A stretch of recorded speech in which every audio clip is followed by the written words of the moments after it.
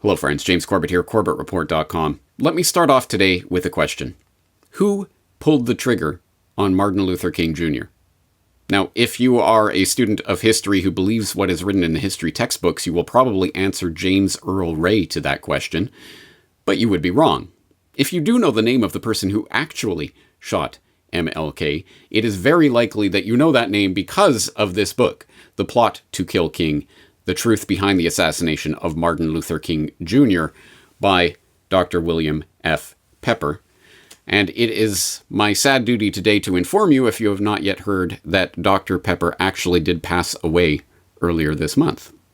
Now, hopefully you have seen the episode of the Corbett Report podcast on Truth at Last, the Assassination of Martin Luther King, that tells the real story of MLK's assassination and who was really behind it, including the name of the person who pulled the trigger, but perhaps more importantly than that, the names of the people who were involved in that plot and how they were connected into larger plots that were taking place in the 1960s and what that assassination really meant. If you haven't, I would humbly suggest that you do take a look at that work, CorbettReport.com/MLK.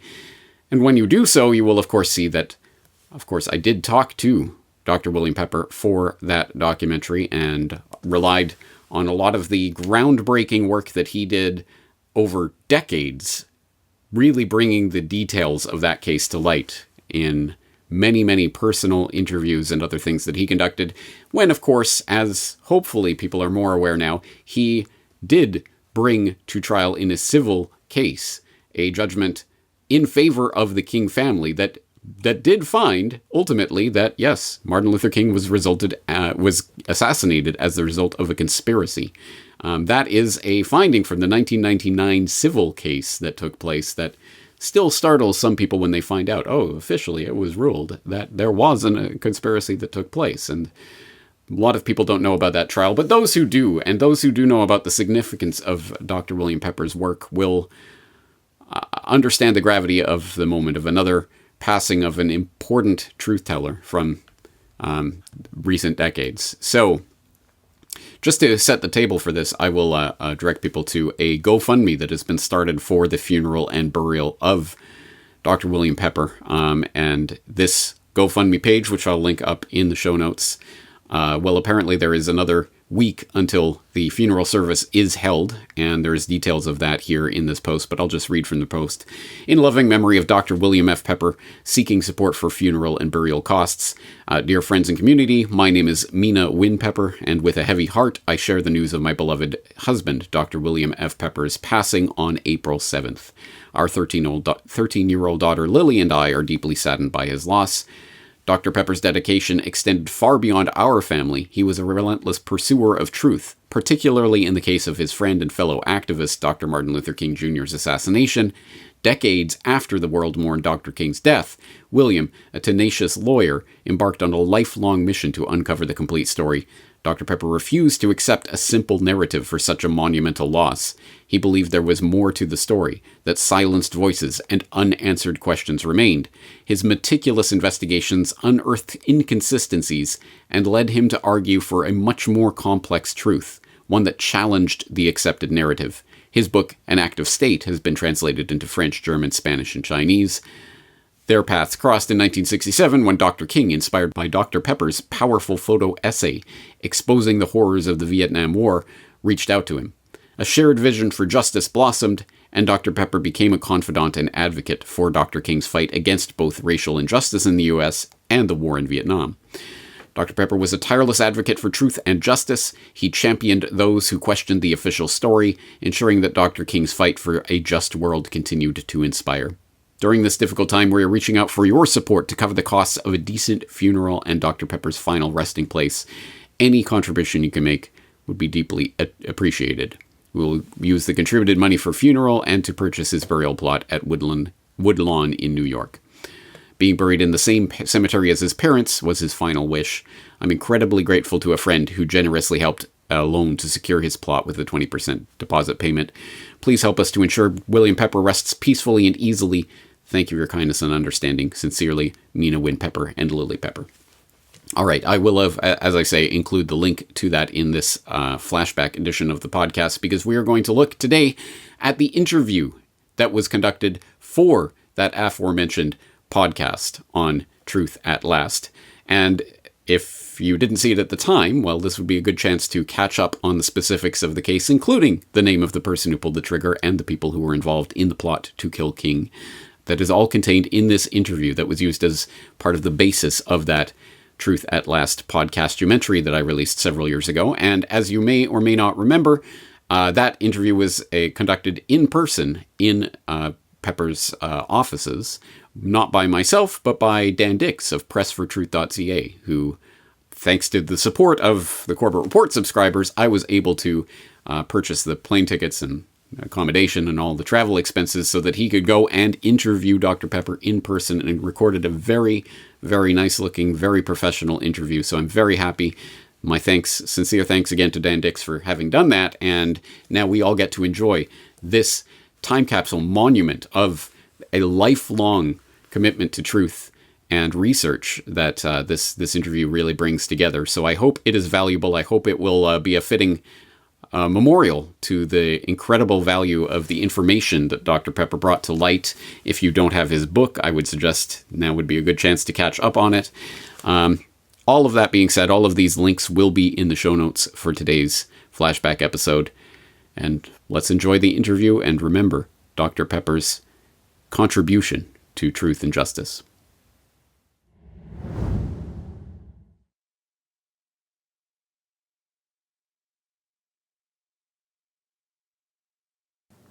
Okay, so why don't you start off by telling us how is it that you came to know Dr. King? Well, I was a journalist in Vietnam, and I did an article for Ramparts magazine, which was a progressive magazine at the time. And Martin King was a subscriber to that magazine. And when I came back from Vietnam, I did an article called The Children of Vietnam, which described the war crimes that America was committing in that country, and the horrific loss of life, and particularly the effect on the children. So Martin was on his way to the Caribbean on a holiday, and he was stopped he was at the Atlanta airport from where he was flying. And he started going through his mail, and there was Ramparts for January of '67. And he read the article. He didn't read the article, but he opened it. And he started to look at the photographs which I had taken. I kept all the photographs to myself when I was in the country, and I also did not do anything with recordings I made. So he looked at the photographs of the wounded and named and dead civilians, particularly children. And Bernard Lee, his bodyguard, had gone up to get something to eat and came back with some food, and he put it on the table, and Martin just pushed it away and said, I don't think I'm ever going to enjoy a meal again until we end this wretched war. And that was his introduction to my work, anyway. Then when he came back from his trip in the Caribbean, he asked to meet with me, and we met. And during the last year of his life, we were quite close, and we strategized a lot about how to change things in America. And that was the birth of the idea that he had about a Poor People's March in Washington. So I came close to him during that last year. I spoke on April 15th to a large rally in front of the UN, and suggested to that crowd that there be a third party of Martin Luther King, and led by Martin Luther King and Benjamin Spock. And the crowd obviously rose in acceptance, and when Martin came up to speak, he indicated that if he did such a thing, it would really only be for the purpose of highlighting the horror of the war and ending it.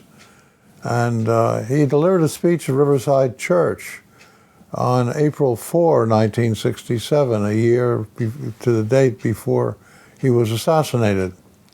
And there was a powerful anti-war speech that he delivered. So he was very much in the fold then, and I met him for the first time in I guess it was like January or February when we met at Brown University, where he delivered a speech, and I was to meet him there, and we were to go together to Harvard, where we opened Vietnam Summer. And I showed him in that trip all of the files that I had readily available, and he wept. He openly wept. He was a man of great compassion and feeling, and he knew that he had to do something about this war. Now, you mentioned the speech in the Riverside Church on the war in Vietnam in April of '67. What would you say was the significance of that particular speech? So the real significance was that it put his footprints heavily into the anti-war movement for the first time. And he termed the United States the greatest purveyor of violence in the world today. And so he was rising as a severe principal critic of the government in that speech. Another negative significance is that he was attacked from all sides. He was called a traitor by the mainstream media. Millions of dollars were withdrawn from his organization, Southern Christian Leadership Conference. So he lost a great deal by taking that position. So all of that is significant. So when you heard of the assassination, what was your first impression, and did you believe the story that was presented to the public? My first impression was one of great sadness, and not total surprise, because Martin knew he was his life was in danger, and they were likely to take him out at some point in time. When the official story came down, yes, I believed it. With the naivete that most Americans had, and I had at that point in time, I thought that, in fact, it was this lone gunman, James Earl Ray, who, for whatever reason, had been the assassin. Now, who was James Earl Ray? Well, James Earl Ray was a small-time character from Midwest, basically from Illinois, and he worked at odd jobs when he could find them, and when he couldn't, in order to survive, he committed petty crimes, petty burglaries. I mean, he never was involved in any serious felony that involved murder. So he was the most unlikely kind of character to have carried out such an assassination, because he was not equipped to do that in any way. So how did you come to work on Ray's case? Well, Mark Lane asked me to go to the prison where he was and to interview him. Mark didn't initiate that. Abernathy and I had talked about the killing, and Abernathy said, "Let us do that. Let us go up and do it, and let you interview him and interrogate him and see what you come up with, and I will go. We will listen." Well, I knew nothing about the case, so I said, "Ralph, it's going to take me quite a while to prepare for this," and it did. And Lane then said, "Yes, by all means, come up here. I will arrange the interview," which he agreed to do. And he arranged the interview. It was in a interview room at the prison in Tennessee. And at that point in time, it was several months after we initially were asked to do this, and so I was fairly well briefed. And present also at the interview was Reverend James Lawson, who had invited Martin King into Memphis in the first place. And there was also, I brought a body language psychiatrist, a specialist, to watch James because I was going to put him through a great deal of stress. And so I brought Dr. Behrens in, who was to watch him and see what he became most stressful about in the course of the interview. So following the interview, what was your impression, especially with the body? My impression and the impression of everyone in the room was that James Earl Ray did not shoot Martin Luther King following that 5-hour interview. But we did not know what role he might have played or how much he might have known. But we were convinced he was not the shooter. So how did Ray escape from the Missouri State Penitentiary in '67? Well, he was always trying to escape when he was in prison, and we thought that that was par for the course, and that he lucked out and he was able to get into this bread truck that was delivering bread to the prison and get away. And that's what I thought for all of those years. And it was only within really the last 4 or 5 years following a deposition of a critical witness that we learned that, in fact, the government had profiled James Earl Ray, and they had effectively organized his escape. And I learned that because the head of the Dixie Mafia family, who was working with the FBI on the killing, drove to the prison, and in the car was his son, and they carried $25,000, which they gave to the warden to organize James's escape. And the son was my witness for that, and that mission with his father. Seems pretty telling. Yes. Now, who was Raoul, and did Ray meet him? Oh yes, Ray met him. And who was he? Raoul was Raoul was James's handler. He was the guy the government assigned to handle James. That means to keep tabs on him and have him ready to be in the right spot at the right time. So Raoul was to do that, and he did that. James met him in a bar up in Montreal when he was trying to get out of North America and get to Europe, and then he ultimately wanted to go to Africa, where he thought he would be most safe. So he met this guy in the bar, and Raoul promised him that he would get him traveling papers, which of course James didn't have. If he would do some jobs for him and hang out with him for a while, he'd get him the papers. Naive James did that, went back over the border, went to Birmingham, where he bought a car that Raoul gave him the money to purchase, a white Mustang, and Raoul effectively handled James throughout until the killing. Was that between 67, 68? It was between mid-67 in around August, September, and of course April of 1968. And we had, I found a British merchant seaman who identified Raoul as having been in that bar. He met Raoul in that bar before James did, and Raoul offered him some money if he wanted to buy some weapons that he could sell. They were involved in the selling of weapons as well, and so Raoul offered him an opportunity to purchase the weapons if he could. And who was Eric S. Galt, and how did Ray come to use this alias in the lead up to the assassination? Well, as a part of his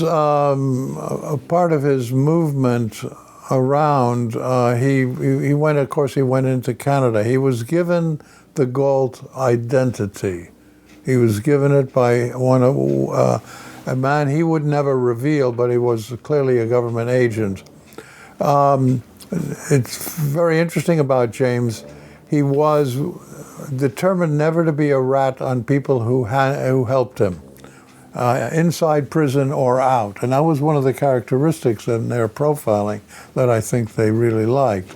James, in fact, was given the identity of Eric S. Galt because Eric S. Galt worked in an arms factory in Canada, and he had security clearance from the United States government.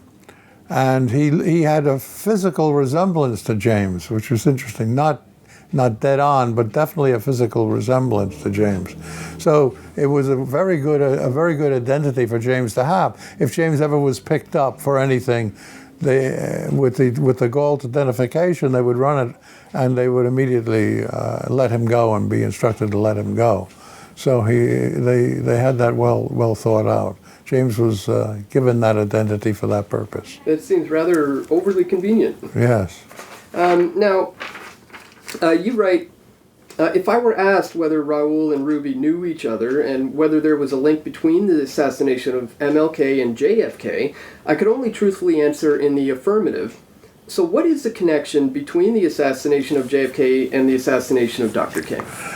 Well, I think Raoul definitely knew Jack Ruby. He was identified, I had him identified by some of Ruby's girls who used to see them together in one of Ruby's bars. So they definitely knew each other. I don't think there's any question about that. I had a witness who tied them together, but who also indicated pretty clearly that Raoul was also involved in the JFK assassination. And in James's car, in the pocket of the front seat of the car, some papers fell out when the two FBI agents found the car. And on one of those papers in James's car was the telephone number of Jack Ruby's place in Dallas. So Ruby and Raoul definitely knew each other. The extent to which Raoul was involved in the JFK killing, I don't know. But it's clear, and Glenda Graba, who was my witness, who, to her misfortune, knew Raoul, said that she was certain that he was involved in JFK as well. Did James Earl Ray shoot MLK? No. No? James Earl Ray did not shoot Martin King. He was nowhere near the scene of the crime. At the time, he had taken the Mustang and had driven it up to a garage to get a flat spare tire changed, because Raoul might want to use the car later on. He didn't want him to have a problem if he had a flat and the spare was flat. They had to change it. So James was up at this gas station waiting, and he never did get it changed because he was going to have to wait too long. He was waiting, and when he heard the sirens, and this was after the shooting, he then drove back to the area where he had been, and there were police everywhere. And so as he came up to Main Street, they waved him away from the scene, and he just left. And remember, he was an escaped convict. And he was very nervous about getting picked up. Now, the reason we know this is the case is that the car was parked in front of Jim's Grill, and two witnesses came out of the grill, two men came out of the grill, and they saw the car, and they spent some time looking at it, and then they started to walk up the street. And when they got a couple of blocks up the street, they got to a street called Vance. And just as they got to cross Vance Street, that same car, that same Mustang, came right around the corner. One of them almost stepped in front of it, the other one pulled him back, but they saw James driving that car. So he was actually driving away at about 25 to 15 minutes to 6 at that time, just before the actual killing. And these two men gave statements to that effect. And those statements were never aired or never shown, and we found them in the bottom of a filing cabinet in the State Attorney General's office. Is that by chance, just from digging? And Yeah. wow.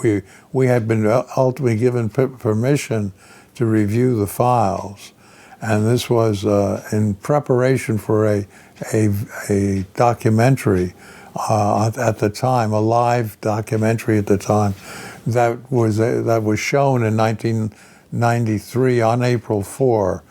And it was the trial of James O. Ray. It was a documentary that had we actually tried the case for 10 days. And this was part of the research. We were involved in doing a great deal of research. And the state was convinced that we wouldn't find anything. They assigned somebody to help us, but we were really very thorough in going through every piece of paper that we could. And that documentary, the jury, which was a random choice jury from all over the country, took 7 hours to find James not guilty. So if it wasn't James Earl Ray who shot MLK, who did shoot MLK? MLK was shot by a man called Frank Strouser. He was the best shot on the Memphis Police Department.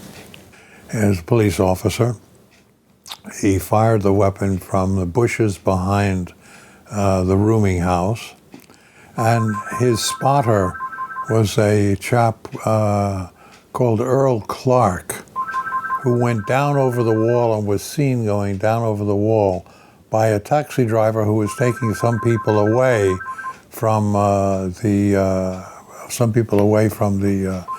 motel. And we know it was Strouser because he was assigned to the rifle range, the shooting range of the Memphis Police Department. And a man who was a janitor in that police department, working in that building, saw a rifle being brought in, and he was actually even shown the rifle as a special rifles, they called it. And Strouser was given that rifle, and he practiced with it all day, the day of the killing. He practiced shooting all day with it. And around about 3 o'clock, he packed up, took the rifle, got in a car of a colleague of his who was a fireman, and drove down to the area of the rooming house. And this witness we had, indicated very clearly that there was no doubt in his mind that he was the shooter, and he was going to effect the assassination. Now, did the shot actually kill him? And if not, how did he die? No, the shot did not kill him. We all believed that Martin King was killed by that shot by Strouser. He was still alive when he was taken to the hospital. He was being worked on in the emergency room of the hospital. And I think the emergency staff were trying to do their best to keep him alive. And he was still breathing and alive. When the head of neurosurgery of the hospital, Dr. Breen Bland, came in to the emergency room with 2 other men in suits. And he said to the people in the emergency room, "Stop working on that nigger and let him die." And then he said, after a pause, "Now get out of here, all of you. Leave this room. Get out." And he emptied the room. And as he was emptying the room, a surgical nurse was the last one out. And she heard them do this, like picking up water in their mouths. And that caught her attention, and she turned and she saw them spit on the body of Dr. King, the 3 men. Then she saw Dr. Bland, take a pillow and put it over his face and suffocate him. And that's how Martin King was killed. Now you can say, oh, you only had one witness. You had this black surgical nurse. She went home the next morning, gathered her family around her in their home, and said to them, "I don't know why they had to kill him." and she repeated this story. And it was one of her sons who, under oath and under video deposition, told us all this story about how it happened. She saw it happened. And everyone in the room of that video deposition believed him. He was blind, and he was a diabetic victim. He had no reason to lie. He was very moving in the way he spoke, and he told us the truth. Now, one could say, well, you still only had one witness. You know, good journalists, for something as horrific as this, need 2 witnesses to confirm it. Well, we had another witness. Again, the son of the head of the Dixie Mafia leader told us that his father died, by the way, and the elder brother took over the assassination responsibility. So the elder brother and he were sitting in a meeting with Dr. Bland. Dr. Bland was their family doctor. They were sitting in a meeting with Dr. Bland, and Bland said to the son, Russell Jr., if the bullet doesn't kill him, make sure they take him to St. Joseph's Hospital, and we'll make sure that he doesn't leave there. Now, the son heard this at the time. The boy heard this, and he was not a young kid. He was about 15, 16 at that time, and he heard that. And this was a 2-day, multi-hour deposition that I did of him that brought out a lot of these facts that we otherwise never would have known. And he today is in a hospice, I believe, dying of cancer. But he wanted to get this truth out off his chest and out of his mind, the involvement of his family in this case. So there's still a living witness alive today? Well, he was dying of cancer, so I don't know how far along he is. But he was the one who gave us that final confirmation that we needed. Now tell us about the civil suit against Lloyd, is it Jowers? Jowers, and what's the significance of that suit? Well, Lloyd Jowers owned Jim's Grill, behind which was this very heavily overgrown bushes area. And it was from that bushes area that Strouser affected the killing of King. And Clark helped spot it. Then Clark went down over the wall. And by the way, I neglected to say, he was seen going down over the wall by the taxi driver who was killed that night by one of the Dixie Mafia handling guys. They killed him because he saw Clark going down over the wall, running up the street, and getting into a police car that took him away. Okay, so Jim's Grill was this bushes area was right behind Jim's Grill. Okay, and Jowers ran Jim's Grill. He was there in the kitchen and he ran the grill.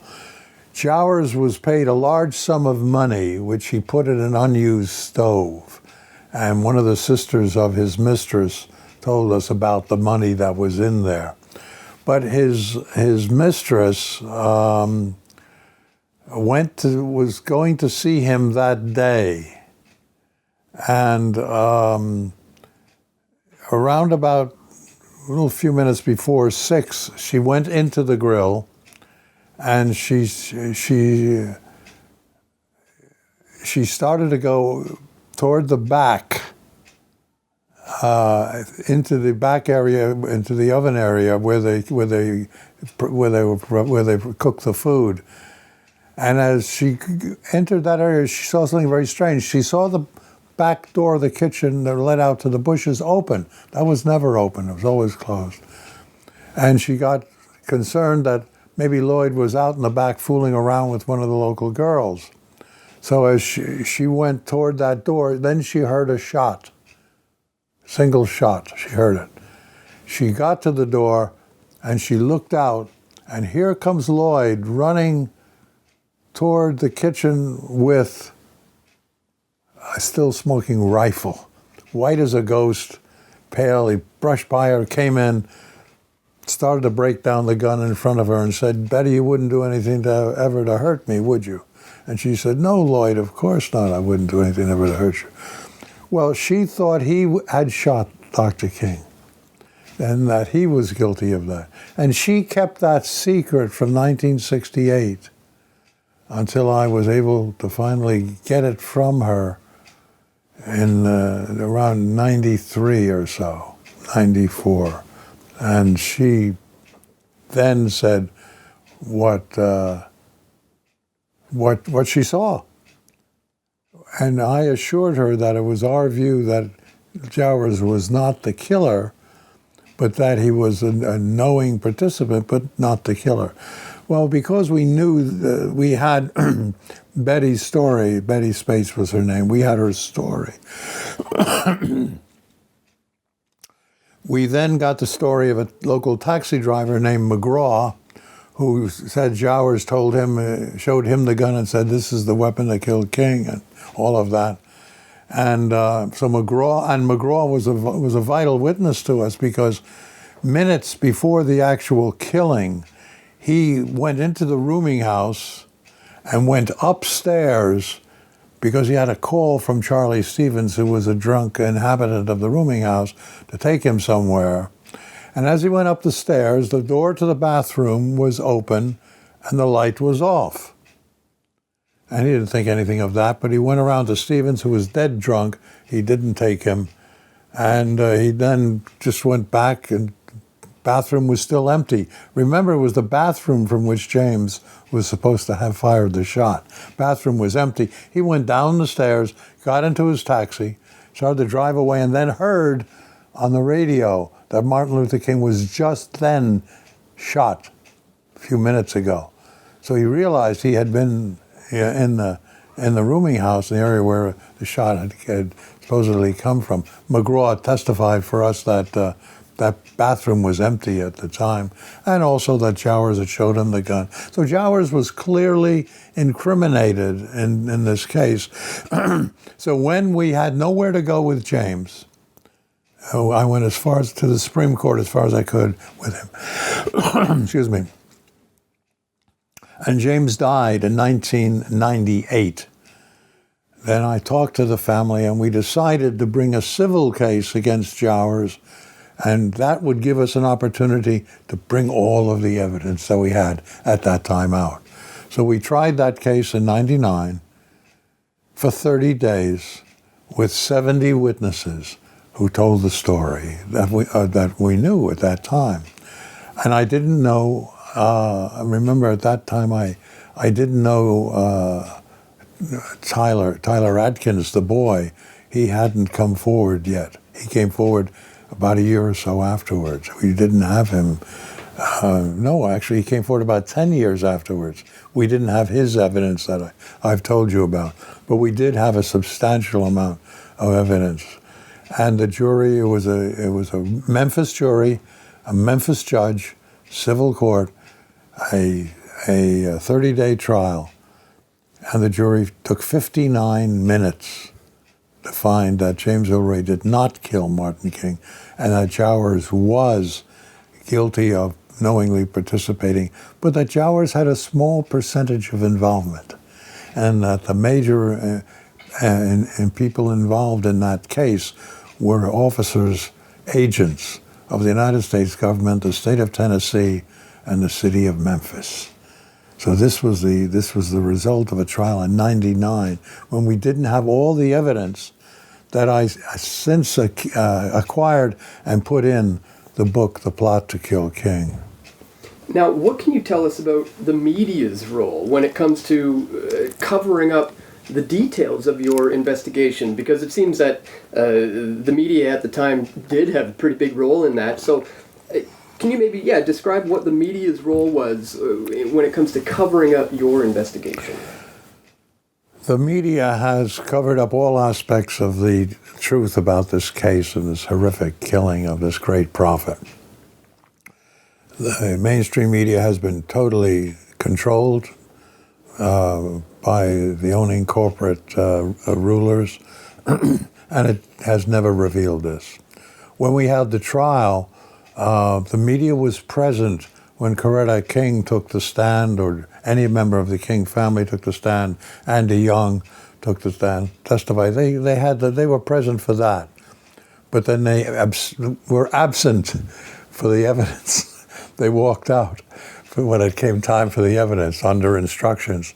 Court TV was supposed to cover the trial, and I said, "This is the trial of the century. We definitely need to cover this trial."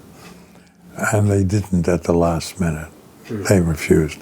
So what we know is that corporate media has not covered any aspect of this trial or this investigation that would bring out the truth. And if it weren't for people like Jim Corbett, who is responsible for this interview, the truth would never be known. I fear that the truth will be buried because the corporate media has stuck to the original story of James O'Reilly being the killer. Are they just ignorant, or are they complicit? No, they are. They certainly are complicit, but they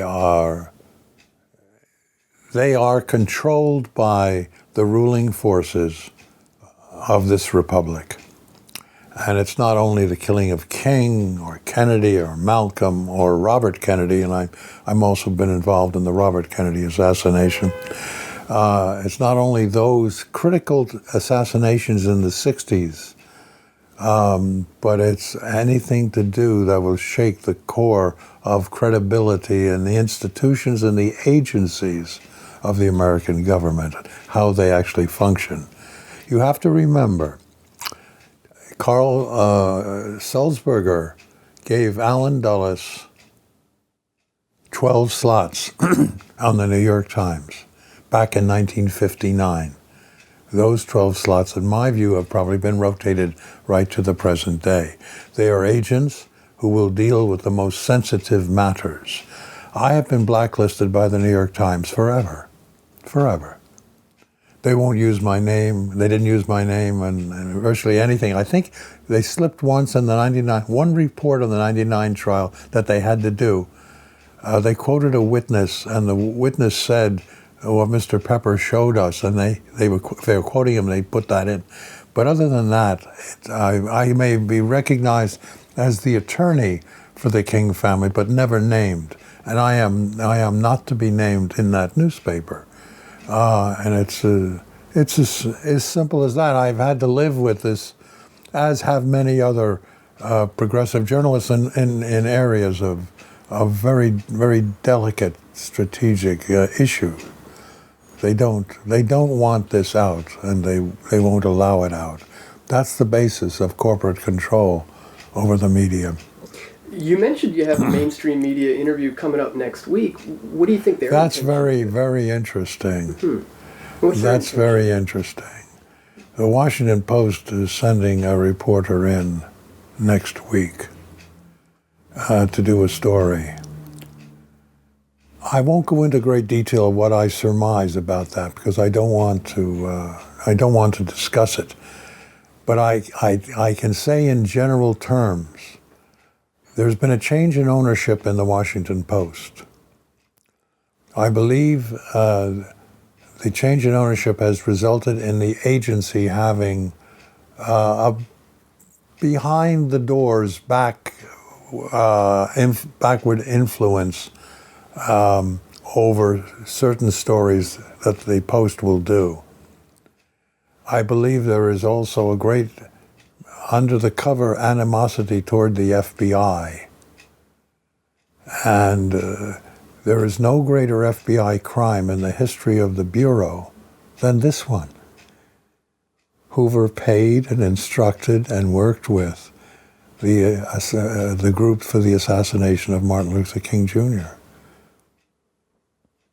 Given all your research into the details that you've uncovered about this assassination, what do you think was the primary motivation behind the killing?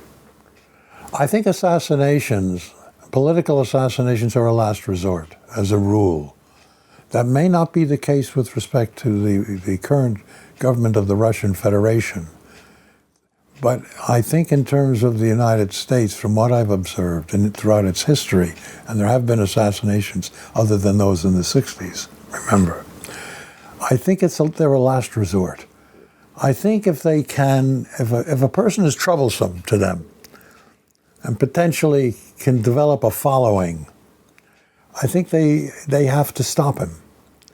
Now they can do that by rendering him unemployable, by having him set up in some kind of a scandal or sexual activity that destroys his credit or her credibility.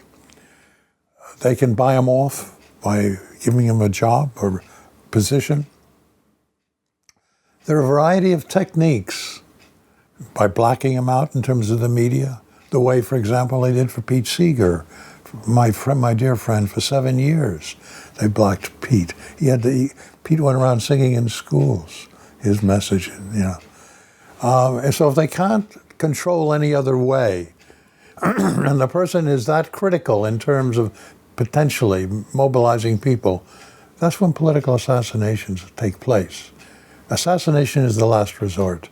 Martin King was assassinated not only because he was bringing enormous thought to the whole Vietnam War effort and opposing it, and the corporate militarists of the society, the weapons providers, energy providers, and all of that, were going to lose huge fortunes of money if that war ended. So it was not only that, but it was the fact that he was going to bring 500,000 people to Washington and the Poor People's March. And the military believed that they would see their mission as a failure because they would go to the Congress, try to get them to change the priorities for public funding from the military, take some money from the military and bring it into social services programs, and they wouldn't be successful. And that would radicalize the group to such a point where they might have a revolution on the streets of Washington with masses they couldn't control. They didn't have the troops. Westmoreland wanted 200,000 more in Vietnam. They didn't have those. So they certainly didn't have the troops to put down that kind of revolution on the streets.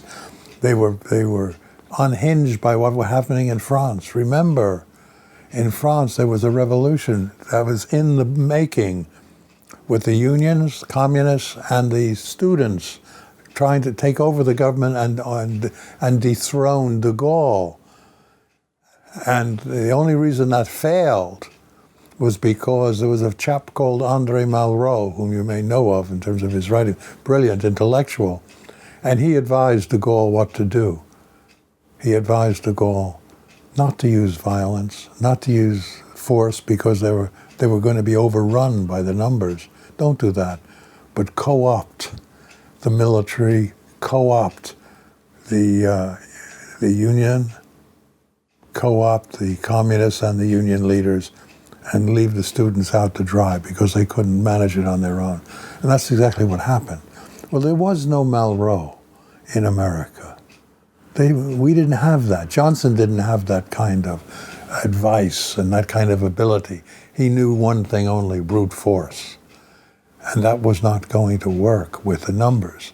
So they had to kill King to make sure he didn't bring that kind of dynamic into Washington. And they were successful. You know, I was told by a briefer, the daughter of a briefer of Lyndon Johnson during the war, named John Downey, who came back, who was the head of the only military intelligence group in the Pentagon in Washington. Downey before all that, Downey was a briefer on Vietnam, and he used to go back and forth, and he used to brief Johnson. And he always put forward a question in his briefing. Why are we doing this, Mr. President? This is a loss of blood and treasure for what? Why are we doing it? And he would ask that question every time, and the president never gave him an answer. Finally, one day, Johnson got tired of hearing that question, and he pounded the table and he said, "John, I can't get out of Vietnam. My friends are making too much money." Now think about it. That's what it's all about. Understand? John Downey went home that afternoon. He told his wife, "Pack your bags. I'm having myself assigned to the embassy in Canada. I'm not doing this anymore. I can't be an accomplice to the loss of these young American lives." So this was a man with this extraordinary, complicated and complex issues that arise with a man such as John Downey, because you can see he had this compassion and this concern. But he was called back in '67 to organize the assassination of Martin King. The military aspects of it all came under Downey. The photographers, the 8-man team, SWAT team in Memphis, none of them were, those shooters were backup. They were not used. And the photographers were, and they did shoot the whole assassination scenario. But Downey controlled all of that. So how you say, well, how could this man be a part of such an assassination and at the same time show such humanity in terms of that? For me, it is a conflict that it's a gray area that has to be acknowledged and has to be dealt with. And the only thing I could come up with was that Downey regarded King as an enemy of the state. He also probably was a racist, coming from an area of Pennsylvania where racism was the call of the hour. So that he saw nothing wrong with getting rid of this enemy of the state, whereas he saw everything wrong with this war in Vietnam. So these are the types of gray-ish, conclusions you come to. So you can't just blatantly condemn all these people as being evil. And I certainly don't. Downey's daughters didn't want to talk to me, but she eventually did, and I interviewed her for 3 hours and got this story. You raised the story about the media too, and how it exists. There was an American editor of high credibility and integrity called Bill Atwood. He was editor of Look magazine. I don't know if you ever know about that. Well, when my Vietnam piece came out, Bill Atwood asked to meet with me. And I said, well, here we go again. Mike Wallace asked to meet with me as well, and I almost put him through a wall because he accused me of being a traitor. And his whole idea of meeting with me for a 60-minute story was to get me to somehow bend me to somehow be acceptable as an interviewee, which I wasn't. So he called me a traitor as well. But anyway, I said, well, here we go again. Here's this guy, editor, publisher of Look magazine. So I said, I'll go to see him.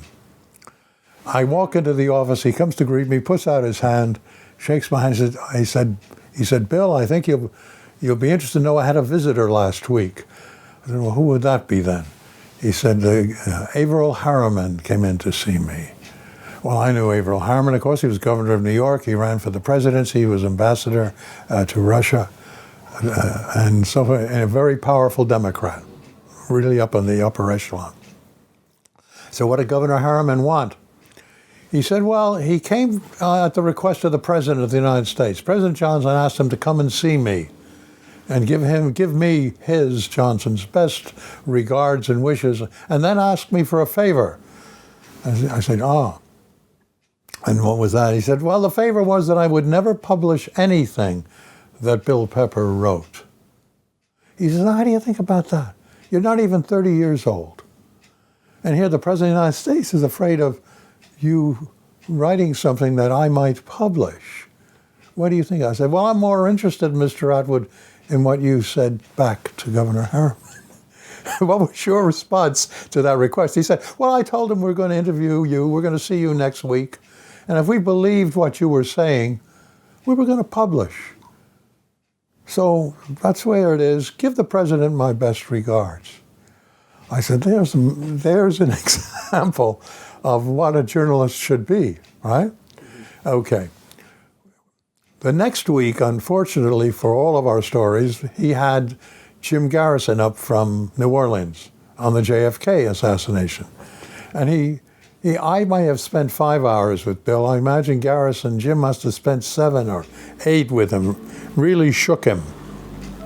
So he called Bobby Kennedy that night at 1 a.m. Remember, he was close to the Kennedy family. He was an ambassador, I believe, to Kenya for Jack Kennedy. And so he was close to that family. So he called Bobby, and he said, Bobby, I'm just shaken to my boots because the district attorney in New Orleans has said that the CIA killed your brother on behalf of the ruling forces of this country. And Bobby said, we know that, Bill, but I've got to get the White House to reopen the investigation. Now, that conversation must have ended around 1:20 or 1:30. At 4 a.m. in the morning, 4 a.m. that same morning, Bill Atwood had a heart attack. He left Look magazine, never to return as editor and publisher. Did roving stories and things like that stuff. He was basically gone. And the deputy editor who brought us in, Chandler Brossard, was fired by the new editor, and neither of the stories, of course, Garrison's or mine, was published. There are some very specific examples of things. But Atwood was in a class by himself. I called his wife after he died, and she said to me, very kindly, she said, and very graciously, Bill had a lot of respect for you and your work, but do me a favor, Bill. Please don't involve me in any way in anything, any work that you do. I have to raise some children in this country. And I've respected that wish ever since. There sounds like a lot of covering up going on here. We're wrapping things up. Can you tell us a little bit about Gerald Posner and his role in covering up the truth about what happened with the assassination? I mean, it sort of goes without saying. Posner did a cover-up book in terms of the JFK assassination, and he tried to do one in terms of the King case. He never interviewed me. He never interviewed witnesses who had contrary information to what he wanted to hear or put in his book. He just simply didn't. And he produced another volume of lies about the King case. The story of the King case is finally revealed in The Plot to Kill King, my last book, my third book. Remember, I've done 3 books over it's a period of about 40 years that I've looked at this case. And the first book was in 1995, Orders to Kill. The second book was in 2003. That followed the civil trial and focused on the civil trial. And this book, 2016, really, when it was finished, The Plot to Kill King, is the final book that summarizes everything and puts in all the new evidence. So it's there for history, historians, and researchers. Is it there for the masses of the people? It should be, but it probably isn't. There may be, however, some events that will be developing over the course of the next year or two that will shake this country and that will open up some of these stories that have not been called to fact before, including the 9/11 massacre in this country. So, having said that, do you have any final thoughts on what you think the American people of the world in general, need to know about what took place with this assassination in general? I mean, what would you say people need to come away with an understanding if they were to read your book? I think they should understand very clearly that the government of the United States, agencies of the United States, killed Martin Luther King Jr., and that it was not a lone nut, James Earl Ray, but that it was a well-developed assassination plot that in this case, in the case of King, was orchestrated by J. Edgar Hoover and the FBI and their contacts with the Dixie Mafia.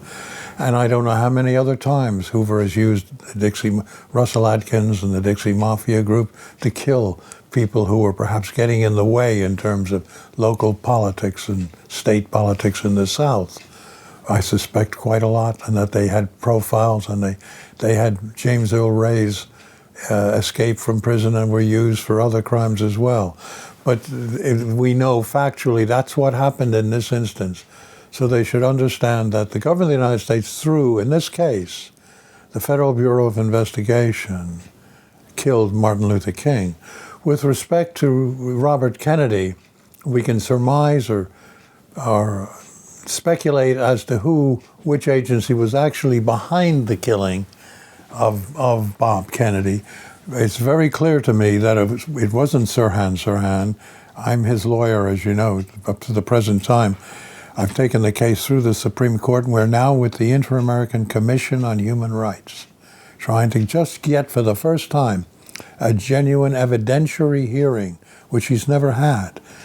Remember, when Sirhan was tried, his defense lawyer was under a pending federal indictment and had to do exactly what they told him to do, which he did, was to clearly, blatantly throw the case. Starting off in his address to the jury, we are not going to tell you that our man was innocent. This defendant was guilty of killing Robert Kennedy. We're only going to ask you to understand why he did it, type of thing. So they were the defense counsel was admitting guilt right at the beginning of the trial. The evidence on the Sirhan case of his innocence, in my view, is stronger than what I saw for James Earl Ray. Stronger for Sirhan. Now, who killed Robert Kennedy? He was killed. 4 shots were fired at him from behind at Powder Burn Range. 1 just behind his right ear that killed him. Sirhan was never closer than 5 to 7 feet in front of him. In front of him. And in having been hypnotically controlled and trained, fired 2 shots from a pistol that had 8, and his arm was pinned to the table while the shots were heard elsewhere. All right, so there's no question about it. Sirhan is innocent. The only question is, can we ever get justice for one of these people? Ray died in prison. We failed there. We can reveal the truth, but he died in prison. Sirhan is in prison, likely to die in prison. We're trying to open that case up as well.